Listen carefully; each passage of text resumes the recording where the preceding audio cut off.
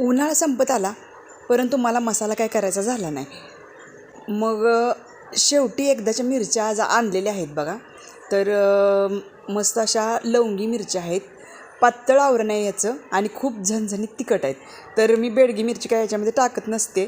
नेहमी मी लवंगी मिरचीचाच मसाला करते.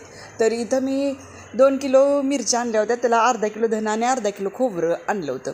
तसेच सगळा कच्चा मसाला पण आणला होता. त्याच्यामध्ये बघा लवंग, दालचिनी, तसेच मिरे, जिरे, शहाजिरे, नंतर नाकेश्वर, तमालपत्री, रामपत्री, जायपत्री, दगडफूल, चक्रीफूल, तसेच हळकुंडही आणलं होतं. आपल्या 2 किलोच्या मिरचीच्या प्रमाणात किती साहित्य लागतं त्याच्यानुसार सगळं साहित्य मी आणलं होतं. साक्षीला खोबऱ्याचे काप करायला लावले. मी प्युअर घाण्यावरचं शेंगदाणा तेल वापरले बरं का मसाल्यासाठी. तर पहिल्यांदा मी मिरच्यांची देठं वगैरे छान अशी काढून घेतली, उन्हात वाळवल्या, मसाला निवडून घेतला आणि मसाला भाजायला सुरुवात केली. 2-3 पोर्शनमध्ये थोड्या करून मिरच्या भाजून घेतल्या. थोडंसं अगदी नॉर्मल अर्धा चमचा तेल टाकलं आणि मस्त अशा मिरच्या भाजून घेतल्या. नंतर जो कच्चा मसाला आहे तो सगळा भाजून घेतला.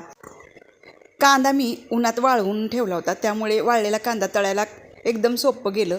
त्यामुळे मस्त असा कांदा कुरकुरीत तळून घेतला.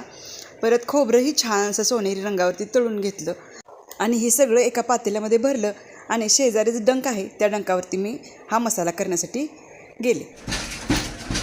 तर काळं तिखट किंवा मसाला कसा बनवला याचा जर डिटेल व्हिडिओ तुम्हाला हवा असेल तर आपल्या चॅनलवरती पहिलाच अपलोड झालेला आहे हा व्हिडिओ. तुम्हाला जर याचा डिटेल व्हिडिओ हवा असेल तर खाली दिलेला त्रिकोण आहे त्यावर क्लिक करा.